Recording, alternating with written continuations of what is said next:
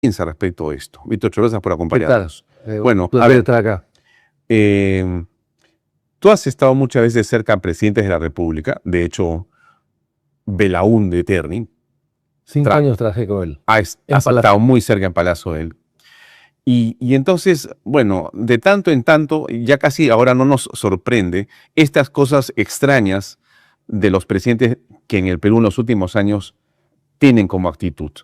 Pero esta dejé para comenzar en esa visita al Chifa Nocturna que nos hemos enterado el sábado en la noche con un discurso a las 2 de la mañana que trata de decir nuevamente lo que Expreso va a decir y trata de aguardar digamos, la carátula a Expreso. ¿Qué piensas tú?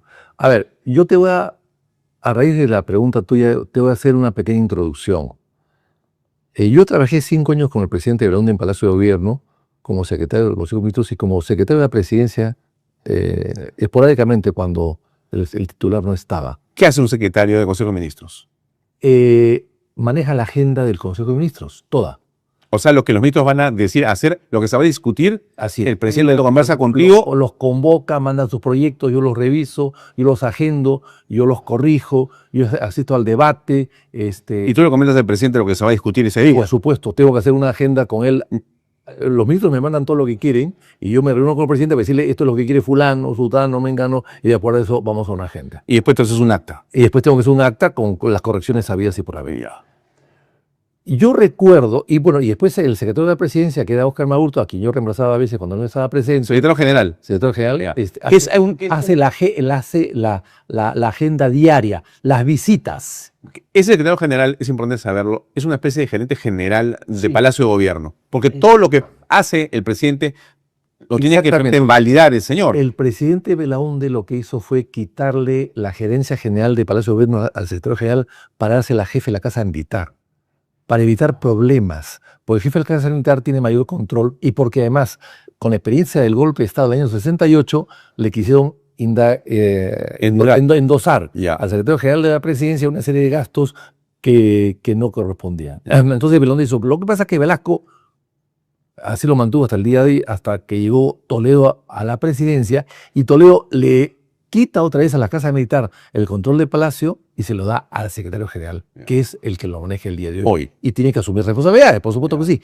Él tiene que verificar quiénes visitan al presidente de la República. ¿Ah, sí? Por supuesto que sí, porque él hace la agenda de las visitas.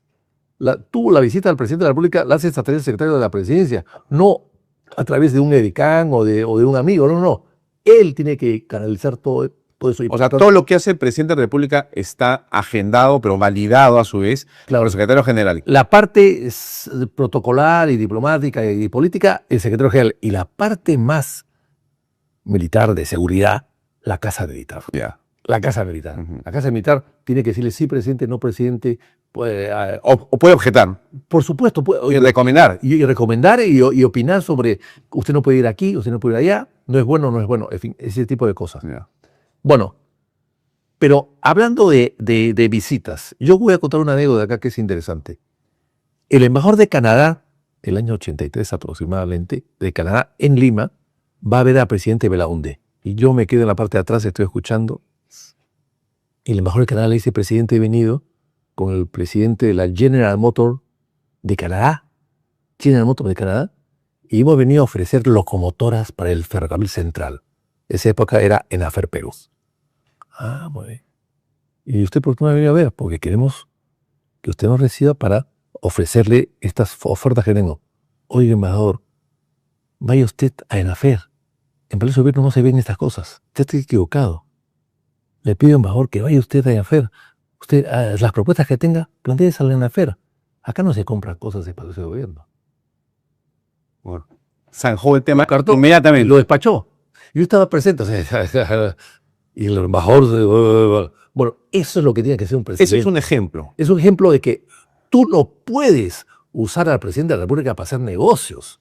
Para eso hay un Estado que es muy grande, con ministerios, con empresas públicas, con Contraloría, con instituciones veedoras, qué sé yo, que son las entidades encargadas de aceptar, pedir, ofrecer y calificar las ofertas que llegan.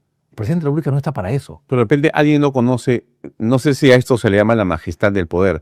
De alguna forma sí, porque el poder presidencial es uno que está por encima de, pero no para ver negociados de amigos o de intereses minúsculos. Pero parecería que el señor Elgeri se ha quedado en esa labor de intermediario de lobista que ni siquiera debería hacerlo como congresista, porque tampoco uno elige un congresista para que haga negocios con el Estado, sino para que fiscalice las compras del Estado, que es diferente. Claro, la labor del congresista es fiscalizar, así representar. Sí, defender al Estado si el Estado está en manos de tu gobierno, de tu partido. Así es. Pero como eso no es común, lo que está allí es elegido por el pueblo para fiscalizar, controlar, ser un veedor de los asuntos públicos, no para ser un comisionista, eso no.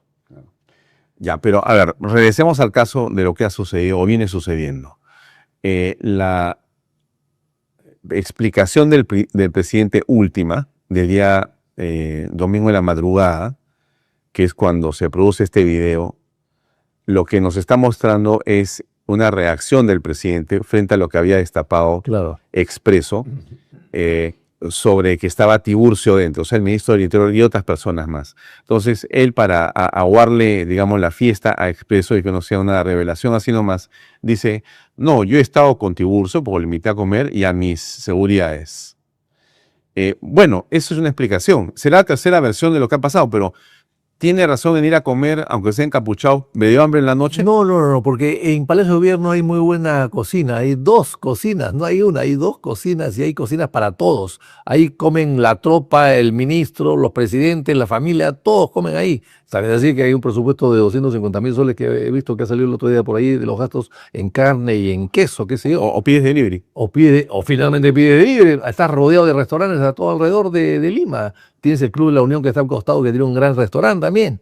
No, esto es un negocio, un lobismo y un favoritismo a favor de una empresa o de un grupo de empresas. Pero me preocupa lo siguiente. Acá hay 2 errores gravísimos. Primero, ser lobista, ser comisionista o impulsar unos negocios a empresarios que tienen problemas con el Estado. ¿No es un exceso decir eso al presidente dado que no hay pruebas? No, sí hay pruebas. Hay pruebas de que hay 30 obras paralizadas de este mismo grupo de empresas chinas que este señor Han preside. Hay el 7 de marzo próximo se vence una licitación de $225 millones por una central hidroeléctrica en Apurímac. En la que está interesado. Ha ganado él. Ese señor. Y que el 7 de marzo, si no cumple, tiene que devolver la carta fianza, que es como $20 millones. Cuidado. Entonces hay demasiadas cosas de por medio. Sí. Y finalmente están los negocios de la ACU, que se han mencionado, y los negocios de Petroperú. ¿Los de datos son las cámaras? Así es. Que es una brutalidad porque quiere gastar 112 millones de soles en 8.000 buses. Si tú divides 112 millones en 8.000 buses, estamos hablando de 15.000 soles por bus. 15.000 soles por bus con 5 cámaras. ¿Cuánto valen unas cámaras? Acá hay varias cámaras. ¿Cuánto valen las cámaras? Sí, pero estas no, pues. Son las cámaras. Son mucho más pequeñas. Son de 200 soles. Exactamente. Mira, si cuesta $100, te diría que ya es. Hasta 100 soles. Hacen coquillas. Así es. Si es China, 50 soles. Entonces estás hablando de 5 cámaras. Ya, fue en internet, pues, pero ya, tampoco está para tanto. Bueno, 5 cámaras son 1.000 soles por bus. Son 8.000 buses. ¿Vas a ganar 112 millones de soles?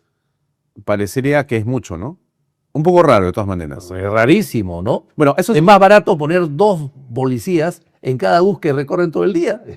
Y darle una propina, inclusive. Sí, van a ser más eficientes porque los van a agarrar. No es que pongan fotografía, no, los agarran ahí mismo. En directo.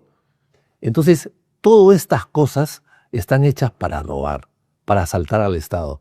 Y me da pena que el presidente de la República se preste eso. Esa es, en primer lugar, la parte económica.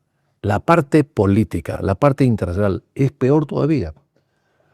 Porque estamos viendo cómo hay un lío y una lucha casi sin cuartel entre China y los Estados Unidos por manejar el mundo y manejar América Latina. O sea, que es así que una de las razones por el Trump ha invadido Venezuela es por eso y quiere también quedarse con Groenlandia por lo mismo. O sea, hay una lucha porque Estados Unidos se ha dado cuenta después de muchos años que China ha tomado el primer paso. Les ha adelantado. con otras, sin armas, con dinero simplemente, ¿no? Habiendo esta disputa, es absurdo que el presidente Geri quiera celebrar el año chino. ¿Por qué no celebra el año americano? ¿Por qué no celebra el santo de Trump? ¿Por qué no celebra la reincorporación de Tacna con Chile?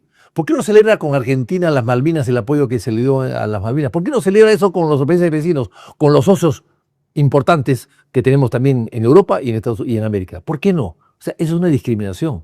Y el presidente de la República es jefe de la diplomacia internacional. O sea, él personifica a la nación y además él es el que dirige la política internacional del Perú. ¿Cómo me puede dirigir así? Si favorece a uno y se olvida del resto de los países amigos y socios del Perú. Entonces, en ambas cosas está en la calle, Geri. Es una pena. Lo que decía Ricardo Belmont me hizo recordar. Dice, es un muchacho, es un niño de 38 años. ¿No podemos tener un niño de 38 años gobernando el Perú? No, pero es inaceptable. A ver, antes de ir por ese lado de la edad, quiero preguntarte por qué se ha conocido ayer en varios programas dominicales que el presidente ha ido a un local que se llama Mercado Capón, claro, en el centro de Lima, que es propietario del mismo señor del Chifa. Y esto, digamos, es un poco raro porque entiendo que ese local estaba o estuvo con una clausura municipal a horas en las que está cerrado el local y llega con muy poca seguridad o en todo caso parece una visita un poco extraña en la que se le ve con lentes oscuros y una actitud más bien ciertamente molesta, ¿no? Un poco extraño, ¿no? Bueno, estaba cerrado, clausurado y va. El presidente de la República no puede ir a un local clausurado.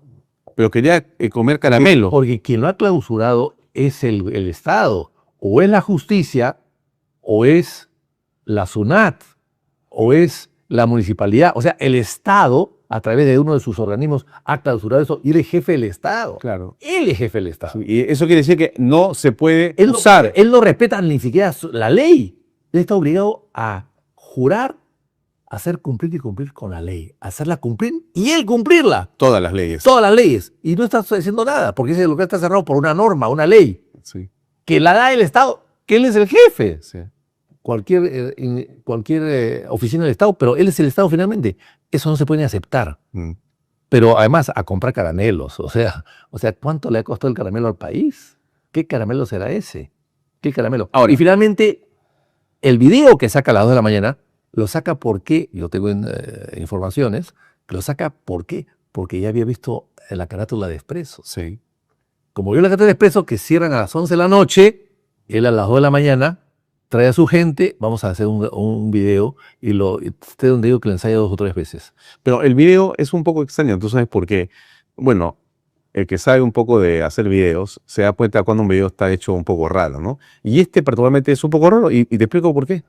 Primero porque la luz es muy mala y en lugar de iluminarte la cara, que es lo que ilumina una iluminación de la más elemental, digamos, lo que ilumina es la espalda y hace que no se le vean los ojos, cosa muy extraña porque lo único que hace eso es dar una imagen de que le estás escondiendo los ojos, que es la parte que uno mira al rostro de las personas cuando hablas con franqueza, los ojos. Y eso es rarísimo. Yo miraba y decía, ¿qué es lo que en este video me hace primero ruido antes de escucharlo, ¿no? La luz, que es muy rara, ¿no?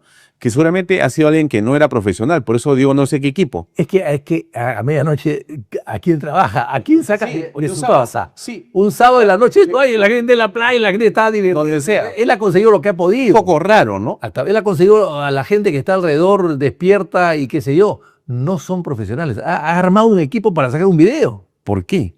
Porque tenía que hacerlo antes de que Expreso salga a la calle. Con lo de Tiburcio. Así es. Ahora, alguien te puede decir... Pero también no es lo mismo esto, porque también en la visita al Chifa, el día de la Navidad, el 26 de diciembre, fue feriado. Chifa cuando estaba cerrado. El Chifa sí era a las 10 de la noche, se presentó después. O sea que también le gusta él visitar a los amigos en lugares cerrados o clausurados. Sí. ¿Y eso qué significa? Que no van a hablar pues de fútbol, ¿no? Ni de religión, van a hablar de negocios. Pero en este momento, Vitocho, lo que tú estás diciendo o opinando es obviamente una sospecha. Tú estás haciendo una hipótesis, porque no tenemos nada más. Ahora, pero tú dices también, no, está el contrato, está que se vence la carta fianza, está lo de las cámaras, está. Claro, pero aún ahí podrías todavía darle el beneficio de la duda. Sí. ¿Ya? Porque no tenemos nada como para que se pueda efectuar una vacancia presidencial. Eso es, me parece que más bien ir a otro sitio, es un exceso. ¿O tú crees que sí va a conducir esto a algo así?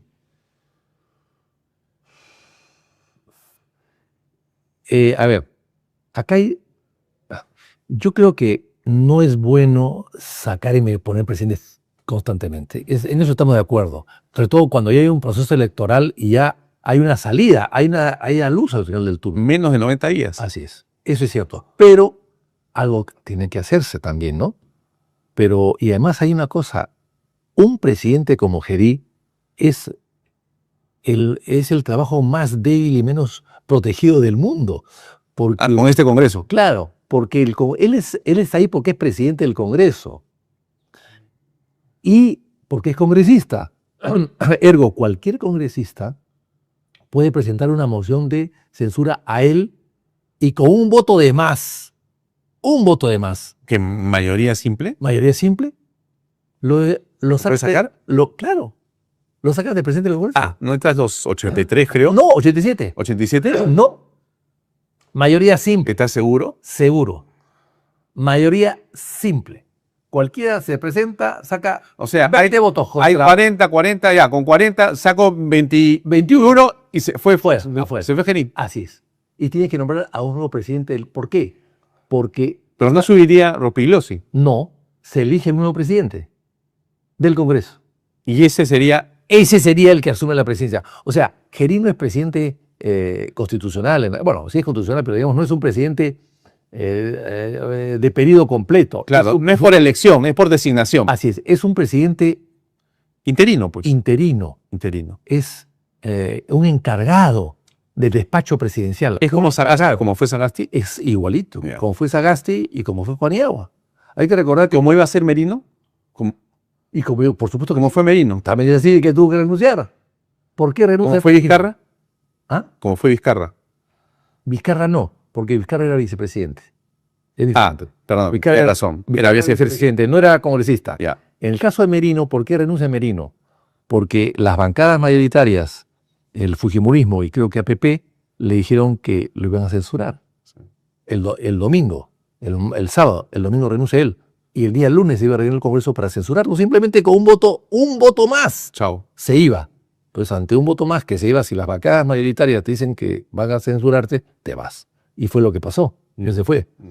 Pero en el caso de Paniagua, eso hay que recordarlo porque esto marcó un precedente increíble. Paniagua, ante la huida de Fujimori, la renuncia de la vicepresidencia de Tudela y la renuncia de la vicepresidencia de Márquez, hay que recordar, de Márquez, el Congreso lo elige a él para ser presidente de la República. Pero ahí se discutió en ese momento si él estaba siendo vacado o vacada, o estaba vacando su condición de congresista. Porque su sucesor, su accesitario, era Javier Alba Orlandini, gran constitucionalista. Sí. Entonces Alba dijo, señores, si Paniagua se va a la presidencia, deja un hueco, una curul vacía, yo la cubro. Y Paniagua dijo que no. No. Porque si yo dejo mi curul, dejo de ser presidente del Congreso y dejo de ser presidente de la República. Eso no se puede hacer. Entonces, un informe en la Comisión de Constitución en ese momento diciendo, no, señores, el señor Paniagua es presidente de la República en tanto en cuanto preside el Congreso y en tanto en cuanto sea congresista. Si pierde esa condición, no es presidente de la República. Así de simple. O sea que no podías tomar, él no había dejado el curul. Exacto. No había dejado. No había una silla vacía. No había abandonado el Congreso. No había abandonado el Congreso. Eso se discutió en ese momento. Estaba en una función que el Congreso le había encomendado, pero seguía siendo congresista. Entonces, si Gerí es censurado como presidente del Congreso, no presidente de la República, como presidente del Congreso, tiene que dejarlo otro. tiene que dejar el otro. Ese es el problema que hay ahora. Y, de alguna manera, la facilidad, en el sentido de que fácilmente, con un voto adicional, uno voto nada más de una persona, te puedes bajar al presidente del Congreso, sale Gerí y eliges a un nuevo presidente. Como pasó con Merino. Merino renunció y el Congreso eligió a Sagasti, sabiendo que Sagasti iba a ocupar la presidencia de la República. Pero regreso a la pregunta, ¿no? Al final, podría ser que lo que ocurra es lo que han solicitado algunas bancadas, que es explicaciones a Cancillería o al ministro de Estado o al presidente del Consejo de Ministros, y que termine en una interpelación, si quieres, o pedido explicaciones y se diluye, ¿no? Pues estamos en pleno proceso, ¿no? De acuerdo, pero también lo que también se puede hacer es una comisión investigadora que investigue los casos y deja listo el informe para la aprobación del próximo Congreso. Porque hay una falta. O en todo caso hay un indicio, ¿no? Claro. Algo raro hay ahí, ¿no? No, de hecho es una inconducta, ¿no? El presidente de la República no puede ir a medianoche a locales cerrados a juntarse con empresarios deudores del Estado. Solamente ese hecho. Solo de hecho ya es una irregularidad, es una incapacidad moral. Tú no puedes ser presidente de la República y ser amigo de empresarios cuestionados o delincuentes, qué sé yo, no puedes, pues hay ciertas cosas. Hay que recordar que a un presidente que Ecuador hace muchos años se le vacó porque borracho orinó en la calle. Bueno. Entonces, porque el presidente tiene que tener una majestad, una dignidad, una conducta impoluta, un ejemplo, ¿no? Debe dar lecciones de decencia y de docencia. Bueno, pues, si este señor no está capacitado para eso, bueno, incurre en incapacidad moral. Ahora, tú hablabas de los 38 años, a referencia de lo que dijo Ricardo Belmont. Bueno, pero tampoco es malo tener 38 años, ni gobernar en ese momento, ni en esa edad. Lo malo es... No es un demérito, no es una incapacidad, discapacidad, ni mucho menos. Pero a esa edad se cometen muchos errores también, si no estás preparado, ¿no? Hay que estar preparado para esa edad, ¿no? Ahora, entonces, pero termina siendo importante quién rodea al presidente, quién aconseja al presidente, qué asesores tiene el presidente o no. La inteligencia de una persona de 38 años que no tiene experiencia ninguna, su inteligencia es rodearse bien, estar bien asesorado. Claro, en verdad. Tener sentido común. Sí. O sea, hay cosas que no se pueden... O sea, el presidente de la República no puede ir a un chifa clausurado, cerrado a medianoche, con una capucha ¿no? Que le abriga y le tapa la cara en pleno verano, con tanto calor. O sea, va ocultándose. Es una visita casi clandestina. Eso no lo puede hacer. Eso es un tema de sentido común, además. No falta quien ha dicho que de repente esta es una conducta del señor Gerí y por lo tanto, como le ha resultado antes la capucha y no se le ha visto, en esta sí se le han payado, pero habría hecho otras visitas en capucho. Pues probablemente. O sea, si hay una investigación, algo tendrá que aparecer. Para eso es investigación. Para decir no hay nada, para decir, o allá hay problemas más grandes. 6 reuniones con este señor, que tiene 30 empresas, 30 obras paralizadas, que tiene dinero que le debe a sus proveedores y al Estado, que tiene 32 obras en arbitrajes también raros y extraños, bueno pues, y que además tiene una carta fianzas que ha presentado para de empresas chinas o de bancos chinos que no hay cómo cobrarles, y que además tiene una carta fianza que se vence el 7 de marzo y no sabe quién la va a pagar, por incumplimiento. Entonces, bueno, el presidente de la República no puede reunirse con ese tipo de gente, así de simple. Que mejor es sus amigos. Regreso al tema de los asesores presidenciales. Deberían conocerse, ¿no? ¿Deberían ser públicos o no? Yo creo que debe ser público todo trabajador que trabaja en Palacio de Gobierno. ¿Quién asesoraba a Belaúnde? Sus ministros. ¿De dónde no tenía asesores? Sus ministros. Yo voy a contar una anécdota. Él quería hacer una historia de Palacio de Gobierno al presidente Belaúnde y él contrató a un historiador que se llama Luis Enrique Tor. Muy famoso, muy conocido. Un gran caballero. Claro. Un señor, ¿Sí? Lo contrató él para que haga la historia de Palacio. Pero Tor empezó a trabajar, que se instaló en el Palacio de Gobierno, pero pasó el tiempo y Tor habló con el presidente y le dice: presidente, nadie me hace caso. Yo quiero que usted nombre asesor de la presidencia, asesor cultural de la presidencia. Belaúnde no quería tener asesores, porque Belaúnde decía, mis asesores son mis ministros, porque asumen responsabilidades. Obviamente. El ministro es mi asesor porque ellos asumen responsabilidades, ellos firman los decretos, asumen la responsabilidad que yo no puedo asumir por mi Mandato constitucional. Así es, ¿no? Entonces no quería, pero como todo le dijo el presidente, es que no puedo avanzar, porque no va a ser caso. Si yo mando un membrete asesor por la presidencia, me abre la puerta, pero si yo me presento como un independiente que está haciendo una historia, nadie me hace caso. Y Belaúnde, en contra de su voluntad, le dio un papel y lo nombró asesor cultural de la presidencia. Y así avanzó. Pero fue una excepción. Nunca Belaúnde ha tenido asesores, nunca. Sus asesores, él decía, son mis ministros. Ellos son los asesores. Bueno, entonces, en todo... Por ejemplo, en el tema de la devolución de la prensa, ¿quién hizo los decretos de la devolución del comercio y de todos los diarios? ¿Quién hizo los decretos para indemnizarlos? Lo hizo su asesor de ministro. ¿Quién era?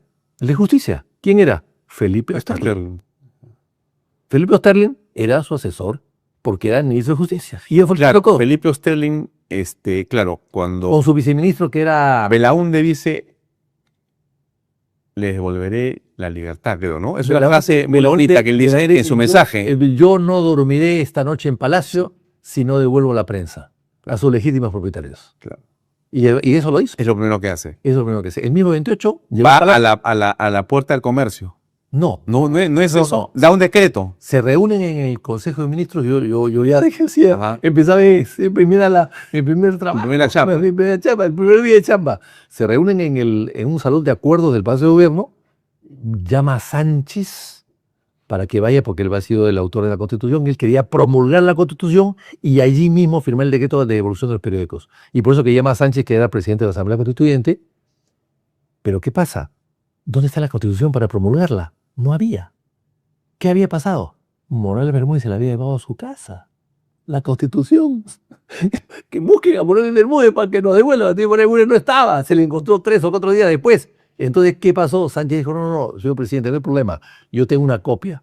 Traigo mi copia y sobre la copia, que me la dieron a mí, yo hice la nota y sobre la copia todos firmaron. Yeah. Y esa copia se volvió original. Sí. Claro, pues, porque era ya después, y yo hice lo mismo con el texto que llegó después de Morales Bermúdez, 3 o 4 días después. Ya, pero ahora vamos a hablar de la prensa. Para que terminar. Y ahí se dio el decreto. Yo lo mandé al peruano. Lo hizo Belaúnde, lo hizo Osterling, con su equipo de gente que estaba ahí. Este es abogado con el cual escribió un libro. Bueno, y una serie de gente que trabajaba, que ya había formado su equipo. Osterling era un hombre brillante. Entonces se hizo el decreto y yo lo mandé a publicar al peruano, que salió elegido el día siguiente. No, él no fue al comercio, simplemente se publicó. Lo que hizo Belaúnde fue lo siguiente, y es interesante para ustedes los periodistas.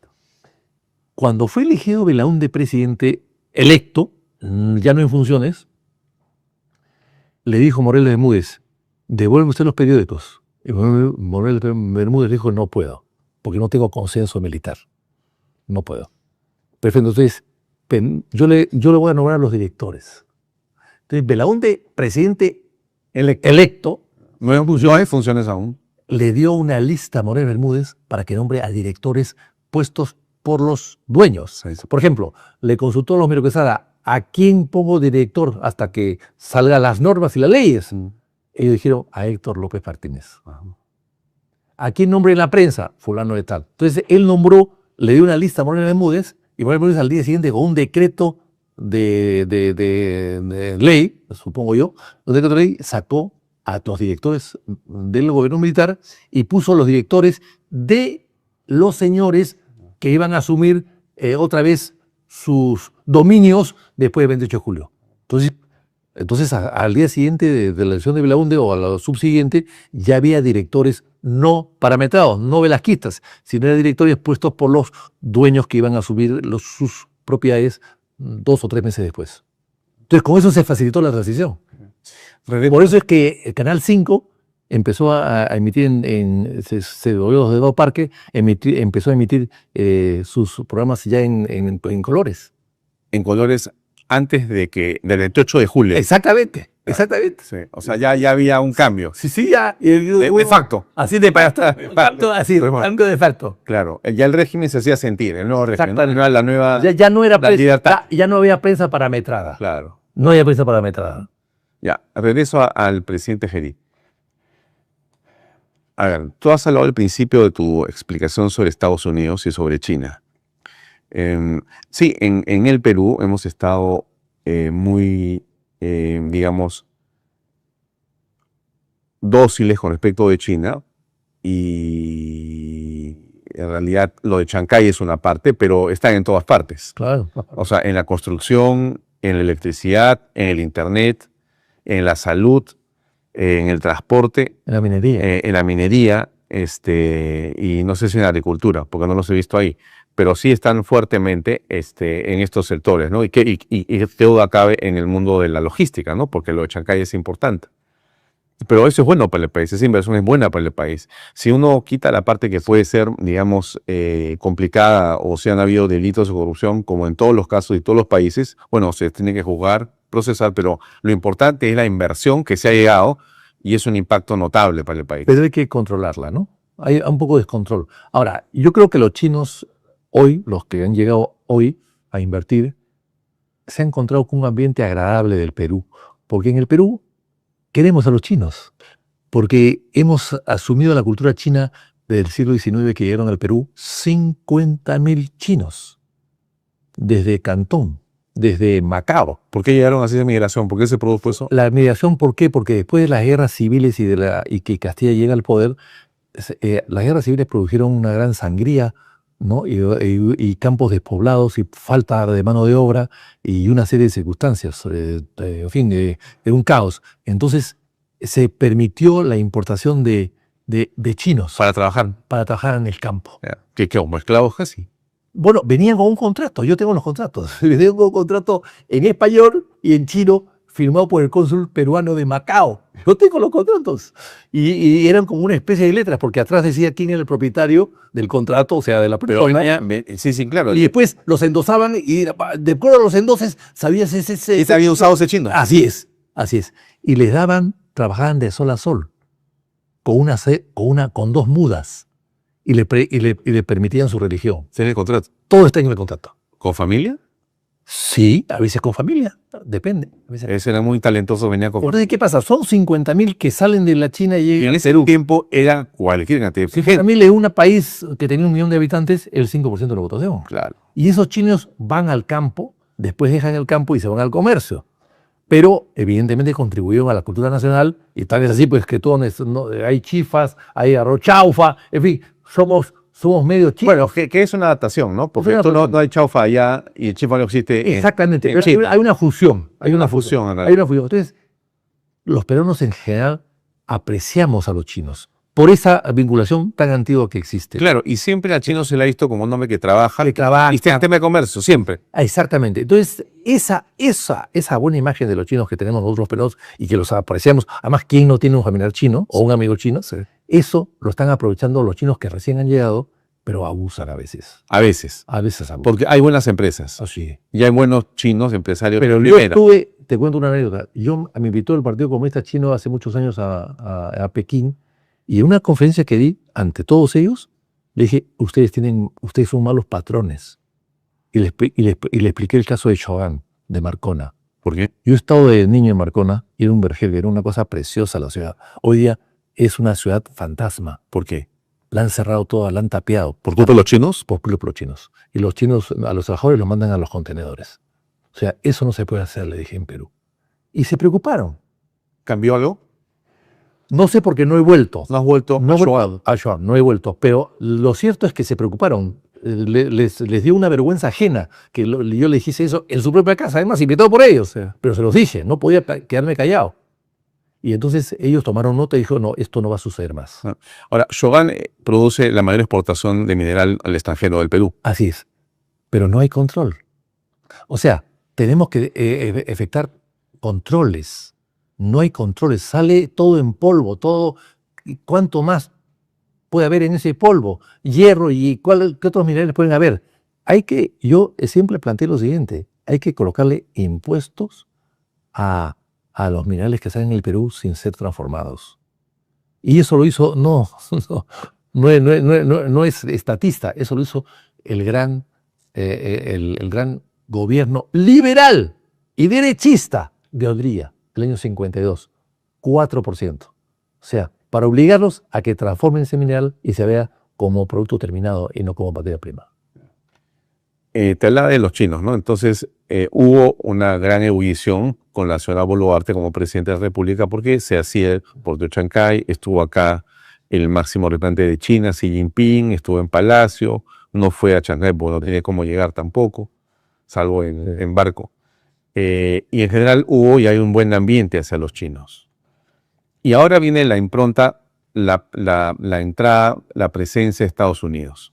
En la estrategia de Donald Trump aparece el Pacífico como el nuevo Atlántico, ¿no? Y ellos hablan del Pacífico de una manera muy interesante, ¿no? Dicen, la estrategia de Estados Unidos tiene que ver con una dimensión política, una dimensión militar, una dimensión económica y una dimensión tecnológica. O sea, son 4 visiones que tienen de lo que va a pasar acá.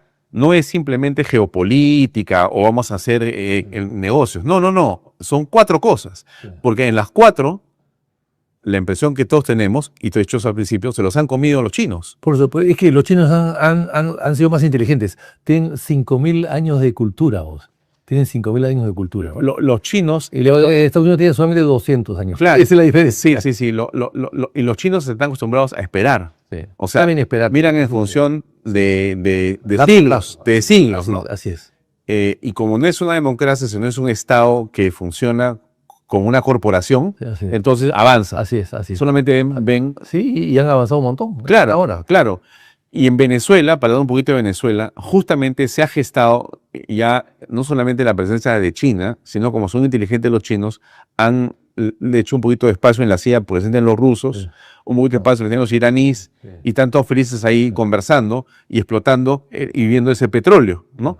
Petróleo que a veces salía negro, o sea, sin banderas, ¿no? Y alguien hacía un muy buen negocio, porque recibía petróleo negro, le ponía su bandera, caramba, provecho con el billete.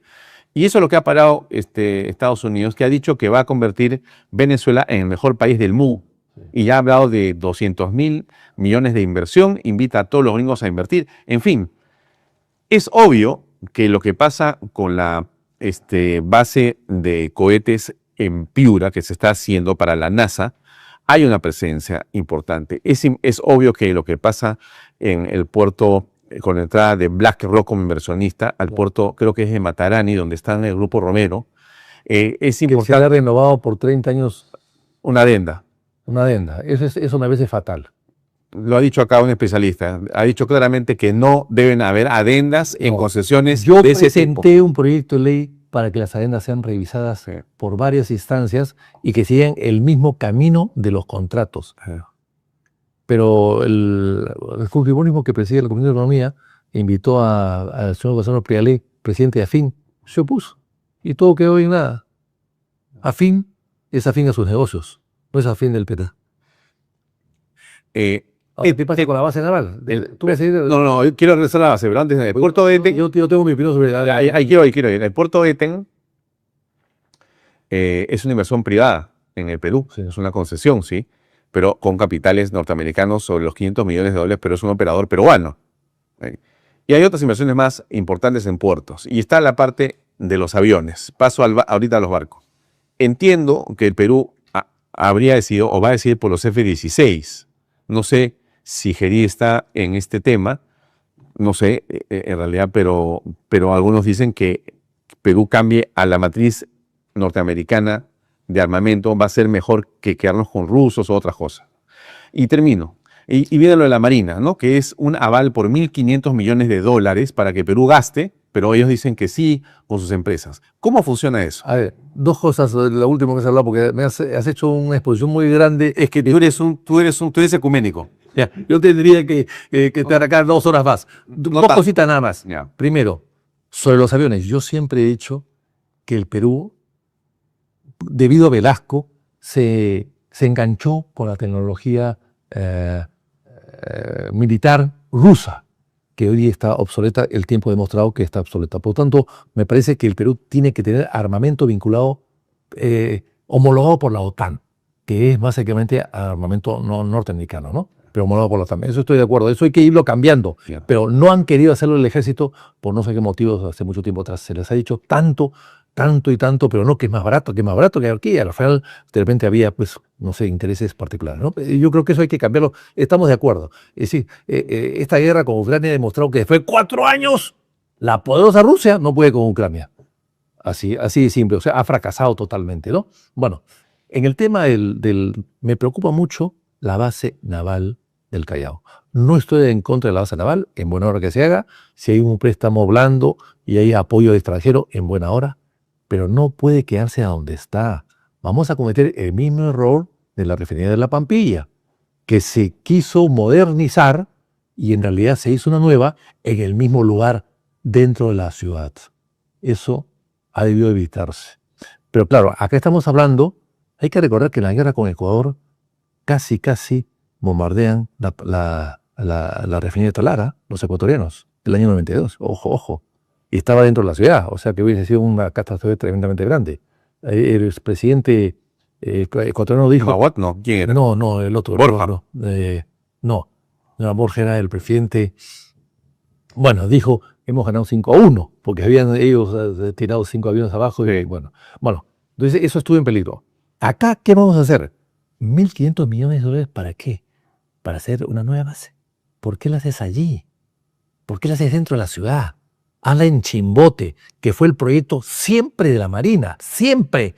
Chimbote tiene la mejor bahía del Perú, la mejor bahía del Perú. Y está cerca, equidistante de Ecuador y de Chile un poco más lejos por precaución también. Y esa base que la Marina tiene presencia en Chimbote, pero que nunca tuvo plata para hacerla, algo hicieron, pero debería ser allí. Y esa base que está en Lima, sacarla y ampliar el puerto. Lo que están haciendo ahí... Le voy a decir por qué. Porque la gran cantidad de plata es ¿para qué? Para mejorar el dique que hay en la base naval de Lima, del Callao. Pero ese dique es muy pequeño, es para barcos pequeños. Ese dique hay que crecerlo. Tumbar el dique y hacerlo más grande cuesta más que hacerlo nuevo. Cuesta más que hacerlo nuevo. Seguramente. Entonces, por eso es que hay que hacer una base de cero. Porque, Paco, remodelar las cosas cuesta más que hacerlas nuevas. Sí. Eso siempre me decía, una vez me dijo de la UNDE, cuando yo empieces una obra por ahí, Víctor Andrés me dijo, no hagas esto, tú vayas, vuelve a hacer porque te va a costar más. Tiene razón. Eso lo dicen los ingenieros y los arquitectos. Te va a costar más remodelar que hacer uno nuevo. Hazlo nuevo, de cero, con toda la ayuda, en Chimbote. Lo que pasa que, amigos míos marinos, que yo los quiero mucho, que no les gusta salir de Lima, pues. No les gusta trabajar fuera de Lima, es la verdad. Pero hay que hacerla en Chimbote, que es la mejor bahía del Perú. Y la hace de cero. Y lo que hay en Lima, ampliar el puerto para poder tener más acceso al mundo marítimo internacional, ¿no? Por supuesto que sí. Lo que entendíamos era que había un contrato con la empresa coreana, Hyundai, Heavy Industries, para poder trabajar con el CIMA. Sí. Y entiendo que la base naval inclusive iba a dejar, creo que la zona sur, y se iba a ir a la zona norte, algo así. Y ahí iban a hacer, digamos, la nueva base naval. Y iban a hacer, sí, una, digamos, instalación nueva para poder producir barcos enormes, inclusive los post-Panamax, las cosas gigantescas. Eso está haciendo con Hyundai. Ella sé, todo eso cuesta mucho hacerlo, insisto. El dique que hay para construir barcos, la última barco que se ha construido es el Pisco. El Pisco. El de Pisco, pero no, también se ha construido el buque escuela del Perú, el Independencia. Ah, ok. Bueno, pues pero ese es para ese barco. Son grúas pequeñas, es un pozo pequeño. Tienes que tumbarlo y hacerlo de nuevo. Hazlo en otra parte.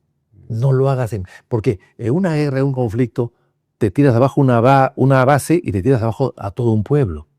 A todo un pueblo. Entonces hay que tener mucho cuidado con eso. Cuidado que por facilidad de algunos señores que no les gusta salir de Lima, vamos a crear una base dentro de un pueblo, dentro de una ciudad, cuando el puerto podría agrandarse y mejorar y hacer viviendas de interés social, qué sé yo, lo que quieras. Siendo que Callao... 1.500 millones de veces, haz esto lo que quieras. Es verdad. Y el americano que va a estar 10 años trabajando en esto, se va feliz a Chimbote. Y en Chimbote puede haber un helicóptero que vaya de la escuela naval a Chimbote, que lleve a los jefes y de vueltas todos los días para que no vivan en Chimbote y no se sientan agobiados por el clima de Chimbote o por los humos o olores de Chimbote. Los olores de la harina de pescado. Pero es una ciudad que ha mejorado mucho. En 30 años se ha mejorado mucho. Chimbote es una ciudad próspera. Ya, entonces, para ti, el tema de la, digamos, puesta en marcha de la nueva base naval debería estar en Chimbote. Por supuesto que sí. Porque Callao además está cada vez con más cantidad de la UND se pidió plata, yo recuerdo, yo he tramitado eso, para la base de Chimbote, naval de Chimbote. Y se pidió plata también para el buque escuela, por lo que pasa es que en la época de Belaúnde, del segundo gobierno, no había mucho dinero, el país estaba bastante ajustado, ¿no? La dictadura militar dejó al Perú sin fondos, con una reserva pobre y con una inflación de casi 100%. Así que no se pudo hacer mucho, pero sí se dieron los parámetros para la construcción de la base naval de Chimbote, que debe ser la mejor base naval del Perú. Y Chimbote es la mejor bahía del Perú. El único problema es que los marinos están viviendo en San Isidro, más pues se vayan un poco allá, hay que, en fin, enamorarlos para que se vayan allá y creen una gran ciudad base, una base con una ciudad atrás que la respalde, ¿no? Es una bahía que es maravillosa. Lo último, ¿cómo está Acción Popular? Dolida, de luto. ¿Tú estás un poco cabizbajo, meditabundo? He perdido mi casa. He perdido mi casa, he perdido el motivo de mi actividad política, ¿no? He perdido la confianza que le tenía, el entusiasmo que le tenía, el compromiso que tenía de poder seguir produciendo y trabajando por el legado del presidente Belaúnde. Un partido que era una reserva moral del Perú y ahora resulta que ha sido anulado por fraude, ha sido destituido por fraude, cancelado por fraude, o sea, interno además, porque ahí había una implosión. Todo eso me da mucha pena, pero en fin. Pero había intenciones de poder apelar inclusive a organismos internacionales. No, eso no se puede hacer, no se puede hacer. Además, el presidente Belaúnde era de la opinión de que no había que buscar nada afuera. Yo recuerdo que cuando hubo el golpe de Estado en el año 92, yo estaba en Camerún en una conferencia internacional. Nos encontramos en Miami con Máximo San Román, con Luz de Flores, con Andrés Flores Arao. Hubo gente que se iban a Nueva York, a Washington, a la OEA. Hablé con Belaúnde, no, hijo, regresa al Perú. La lucha se da acá interna, no se da afuera. Regresa al Perú. Igual me pasó el año 2000, cuando me encuentro con Toledo en España, después de la primera vuelta que había este fraude, ¿no? Y para hacer una gira europea, Toledo me dijo, vente, acompáñame. Igual Belaúnde me dijo, no, regresa al Perú, la lucha sea interna. Así que yo no creo en esas cosas, sí. Y porque además no creo que sean viables, ¿no? Yeah. El Jurado Nacional de Elecciones es la máxima autoridad, es el Tribunal Supremo Electoral, digamos, y por tanto sus resoluciones son inapelables. ¿Las relaciones a la interna se van a recomponer? ¿Tu relación con Alfredo Barnechea, por ejemplo? No, yo espero que sí, ¿Está en pausa? Está en pausa. Está en modo avión. Sin conexión.